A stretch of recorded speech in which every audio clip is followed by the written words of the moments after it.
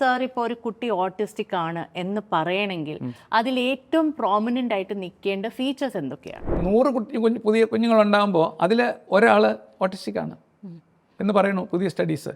കൊറിയയിലെ ഒരു സ്റ്റഡി പറയുന്നത് 44 കുഞ്ഞുങ്ങളുണ്ടാകുമ്പോൾ അതിലൊരു കുട്ടി ഓട്ടിസ്റ്റിക് ആണ്. അപ്പോൾ അത് ഭയാനകമല്ലേ? പലപ്പോഴും ഓട്ടിസം മനസ്സിലാക്കപ്പെടാവുന്ന, നേരെ തിരിച്ച് തെറ്റായിട്ട് മനസ്സിലാക്കപ്പെട്ടു പോകുന്ന, അതിനുമപ്പുറം ഓട്ടിസം ഇല്ലാത്ത ഒരുപാട് കുട്ടികളെ ഓട്ടിസം എന്ന് ജഡ്ജ് ചെയ്യുന്ന ഒരു തലമുറയിലാണ് നമ്മൾ ജീവിക്കുന്നത്.